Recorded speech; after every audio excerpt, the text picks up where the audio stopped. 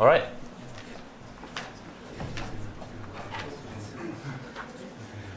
Okay.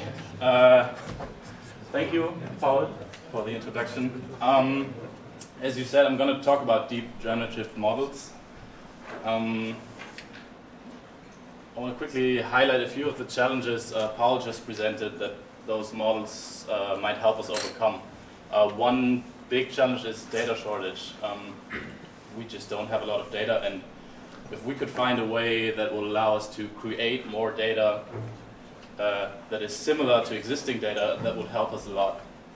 Another challenge is transfer learning, because we might have data and annotations in one domain but not the other, and if we can somehow translate something we learn in one domain to the other, that would also help us.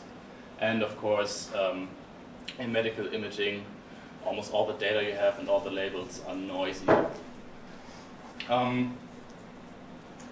basic principle of a generative model is this. So you assume that the data you have, X, we call those observations, were generated from some latent distribution, from latent variables Z via some mapping. So that's very general. And we speak of deep generative models if we use neural networks, deep neural networks, to approximate this mapping. And your goal could be, for example, to, as I said, be able to generate more samples that follow the distribution of the existing observations you have. And ideally, you would also want this latent space to be interpretable in some way. So what does that mean? Assume you have a range of images of cats and pandas. Some are real photographs and some are drawings. And now you want to be able to generate similar images, ideally by specifying the realism you want to find in the image, and if it should be a panda or rather a cat. Okay. Simple enough. I'm mainly going to focus on one big class of generative models called generative adversarial networks. That's, I think, the biggest group of those models, and arguably also the most successful, at least until now. Generative adversarial networks were created by this guy, and now I've actually made a mistake. It's the wrong slide. It's actually the other way around. This guy was created by a generative adversarial network, or GAN in short. So this is not a real person, it's an artificial image, and I just wanted to show this because I'm impressed every time I see it. So that's just a little teaser for you to have an expectation of what's to come. GANs were actually created by this guy, that's Ian Goodfellow. And in 2014, he introduced this basic layout of a GAN. And it works as follows. So you have training data, can be any data, and then you have two networks, one generator and one discriminator. And the job of the generator is to take a random input, random noise. So that has nothing to do with image noise. It's just samples from a random, for example, Gaussian distribution. And from that, it needs to generate images that look similar to the existing images in the training set. And then the discriminator has to tell real from fake images. And the discriminator is rewarded if it's able to tell real from fake, and the generator is rewarded if it's able to generate fake images that the discriminator can't tell from the real ones. All right. So what I just said, we can also write down. Ignore the right side for a moment. The basic learning objective of a GAN always looks like this. So you have a term that the generator tries to minimize and the discriminator tries to maximize. So in this example, this is the loss they use in the introductory paper. Here, the discriminator would try to predict a 1 for real images and a 0 for fake images. And the generator would try to make it so that the discriminator predicts a 1 for fake images. Right, simple enough. But what you see here, this min-max formulation means that you're trying to find a saddle point. And that's a very hard optimization problem, not just in theory, but also in practice. One of the big drawbacks of GANs is that they're almost always very hard to train and very unstable. So one thing that could happen, for example, is something called mode collapse, where the generator just learns to predict a single but very realistic image, and then it basically has fulfilled its job, but it's no use for you. There has been a lot of work on different objectives and also general tricks for training to make it more stable. I've listed 2 papers here if you want to look into that. I'm not going to go into detail on these tricks and tips on how to make training more stable. These are a few examples from the original paper. So in yellow, these are images from the respective training sets, and those are generated samples. So for MNIST and the Toronto phase data set, the images actually look quite nice, I think, but for SciFar, not so much. So there's still a long way to go to achieve what you just saw, this very realistic look in person. I want to continue by first introducing 2 important concepts for GANs, and then going on with just a few examples, especially from the medical domain. One concept is something called a conditional GAN, because I just said this GAN takes a random input, but of course this input doesn't have to be random. It could be anything, basically. Random data or existing data or both. So what you can do, and this is an example from our group by Simon Kohl, what Simon did was to take just a regular segmentation net. I think he used a UNet, the one we saw last week, and used this to create segmentations, and then put those segmentations along with the input data into a discriminator that needed to tell real from fake segmentations. So the GAN is basically conditioned on the input data. And this actually works quite nicely. So these are the 3 input channels. Those are just along this axis, different patients. This would be the ground truth segmentation. This is what the adversarial loss created, and this is just for comparison, the cross entropy. There's not much difference to the regular cross entropy loss, but one thing you can see here is that this GAN approach is actually able to handle noisy labels much better than a regular cross entropy. Another concept is something called a cycle GAN. So we just saw how to create images conditioned on other images, but in pairs. You know what I mean? So you need image data and corresponding segmentations. And the situation that the cycle GAN is trying to solve is that if you have 2 unpaired sets of images, so for example one set of photos and then a set of paintings, but there's no one-to-one correspondence between instances from these sets, but you still want to transform images from one set so that it looks like it came from the other set, right? And the naive approach would be to just take 2 GANs that take images from one set and try to create images that are similar to images from the other set.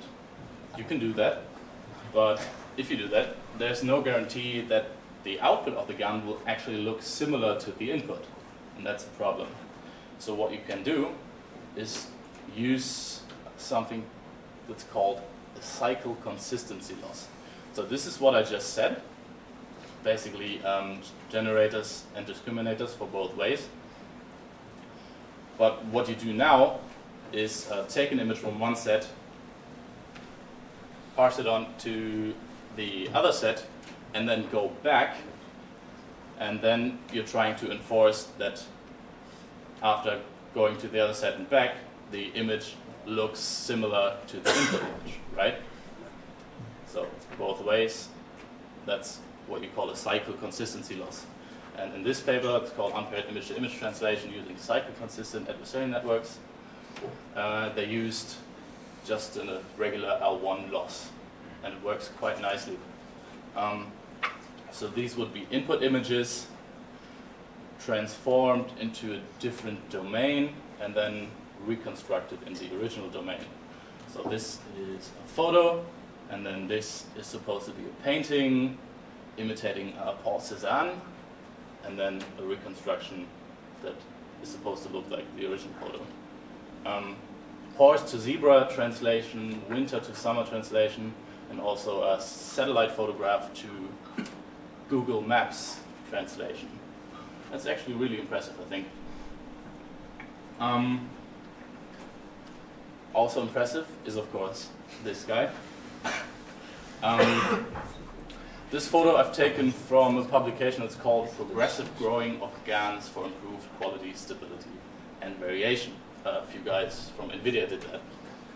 And what they did to achieve these really high resolution and high quality outputs was to start with a GAN that produced very low resolution. So in this case, 4x4 outputs, which is a much simpler task than producing large-scale outputs.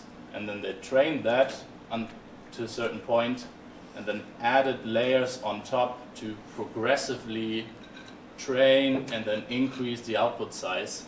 And that way they were able to achieve very stable training and these really high resolution and mostly realistic looking images. So sometimes you can still tell that it's not quite real, but super impressive. I'm always amazed. One important thing we need to think about is that in theory, the generator could just learn to reproduce existing images because they look very realistic, right? So what you do to see if that's the case or not, you compare samples from your generator with the nearest neighbors from the training set, right? And if these nearest neighbors look different to what you generated, then you can say with confidence that your generator is actually creating something new, all right?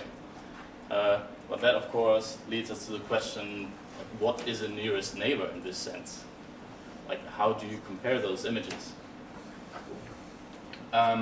One thing you can do is, of course, look at pixel similarity, so like the mean squared error loss or the L1 loss we just saw, or basically any other pixel norm. But what you really want is something that measures semantic similarity, so blonde hair, like same facial features. There's something called an inception score, which is basically taking a pre-trained inception model. I think we also saw that last week. Pre-trained on ImageNet, and then look at the predictions for a number of generated samples, and then compare the distribution of predictions to the distribution of labels in the original ImageNet, and then you basically get a score. But that's not a measure of image similarity, but rather a score for an entire model, an entire GAN. What you can also do is not look at the images themselves, but look at the sort of pixel similarity in the feature layers and the discriminator, because the idea is that if the discriminator needs to tell real from fake images, it needs to have like a higher level meaningful representation of the data. So if you compare those different feature layers, you assume that you're capturing semantic similarity.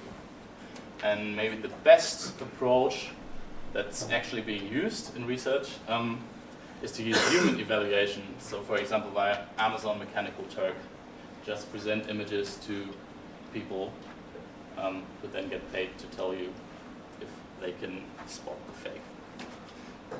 All right. One cool example from the medical domain is a paper called Medical Image Synthesis with Context-Aware Generative Adversarial Networks by Nee and others from Chapel Hill. And what these guys did was to create CT images from MR images of the head. So you take like a regular architecture, they use a fully convolutional, put in your MRI scan, output a CT, and then you have a discriminator that needs to tell you whether the generated CT is real or fake. Simple enough, but what they did was to also use a mean squared error loss on the output. And that way you are ensuring, it's similar to this conditional GAN, you're ensuring that your output actually looks similar to what it's supposed to look like. So if you don't have that, theoretically your GAN could produce a realistic looking CT that doesn't really look like the MR head you put in. Right. Examples from the paper. So this would be your input, just a regular MRI scan. This would be the result if you just used this part without the GAN. And this is the GAN approach, which is pretty close to the ground truth. So quite nice looking results. Of course, this it's debatable if this really makes sense, especially going from MR to CT, because if your assumption is that you can create CTs from MR images that are as good as real CTs, then you're basically assuming that you have quantitative data in MR, and that's something you typically don't have. You can't just assume. I hope that makes sense. One final example of GANs is a paper called Unsupervised Domain Adaptation in Brain Lesion Segmentation with Adversarial Networks by Kamnitsas and a few others from Imperial College and Cambridge. And what they tried to do was take data from a source domain. So this is the transfer learning I was talking about in the beginning, where you have data and labels in that domain, and then you have a target domain where you don't have labels and your data is also slightly different. So in their example, they had a bunch of different MRI contrasts plus a gradient echo sequence and then lesion segmentations in the source domain. And in the target domain, no segmentations, instead of the gradient echo, a susceptibility weighted image. And in addition to that, the images were acquired on different scanners. So I hope you can appreciate that data is actually different. And their goal was, of course, to perform segmentation in the target domain. This looks very complicated, but basically, this is just the deep medic architecture. They also published that earlier. Use that, and then this part is an auxiliary adversarial loss that takes the feature maps at different depths of the network, combines them, and then tries to tell from which domain the data came. And that way, the network is forced to learn features or feature maps that are invariant to the domain the input data came from, right? This worked quite nicely, so ignore the bottom 3 lines. This is if you just train on the source domain and predict on the target domain, just putting in the susceptibility weighted images where you train with a gradient echo, of course, it doesn't work at all. If you just ignore those contrasts that are different, it gets much better. But if you do what I just presented, you can go even higher and come close to the case where you train on the target domain, if you had labels, of course. Take that with a grain of salt, because the standard deviations are very high. But yeah, it's just to illustrate that this does make sense. Okay, so to summarize GANs. Question? Yes. What was the score? Oh, that's a dice score. Oh, that's okay. Sorry. Yes, so you saw that it is possible to generate high quality and high resolution outputs with GANs, and that this adversarial training can be used in a variety of settings. So, for example, this domain transfer, what we just saw. But I told you, GANs are very difficult to train, and that's still a problem. And you can't do inference either. So inference in this case means going from the data back to the latent space. So that's something that's not possible with typical GANs. Another class of generative models that try to do just that are variational autoencoders. So the idea basically is, so this is what we saw earlier. We have a distribution in the latent space and then a mapping to the data space. And now you try to find a mapping back to the latent space. If you try to go from instances in the observation space to instances in the latent space, that's hardly possible because you need to calculate really big integrals. So in order to solve that, what you're trying to do is, instead of going back directly to samples from this latent distribution, you're actually trying to find a mapping from X to the parameters of a distribution that you specify in advance. So I know this sounds a bit complicated, but basically it looks like this. So you would have an input and then some encoder network that, instead of predicting a sample in the latent space, it actually predicts a mean vector and a standard deviation vector of your Gaussian distribution, and then going forward you sample from that distribution to get a sample, and then the decoder tries to decode the original image from that sample. All right? So yeah, basically it looks like an autoencoder, and that's why it's called variational autoencoder. One problem is that if you sample in the forward pass, you can't really do backpropagation. So there's no way for you to update the weights in the encoder, right? Except that there is. If you are able to represent the sample in the latent space as a differentiable function of the distribution parameters and some auxiliary sample from another distribution. Also very complicated if you hear it like that. For example, if you take samples from a Gaussian distribution with some mean and standard deviation, you could also write that as the mean plus the standard deviation times a sample from the standard Gaussian. And that's what you're doing. And that way you can actually differentiate all the way back, and that allows you to train your network. The learning objective for a variational autoencoder would typically look something like this,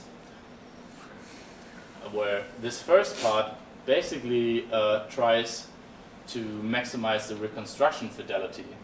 So you would assume for this distribution P, for example, a Gaussian distribution, and that will result in a mean squared error loss, or if you assume that your output is actually a categorical distribution, then you would get a log likelihood loss. And the second part is the Kohlberg-Leibler divergence between this learned posterior, you call that, going back from the data to the latent space, between that and the prior. And typically, you would assume that everything has a Gaussian shape, because then the Kohlberg-Leibler divergence, which is also an integral that you can't always compute, there's a nice closed form expression, and then everything is really easy. So that's why you always use Gaussian distributions. These are examples from one of the original papers. There were two that introduced this. They do look, okay, so these are real examples and these are reconstructed ones. Because these pictures are really low resolution, you can't really tell that they are kind of blurry. And that's actually one big problem you have with variational autoencoders, is that because typically you're trying to minimize a mean squared error loss, you get blurry outputs. So the outputs are nowhere near the quality we saw earlier for the GANs.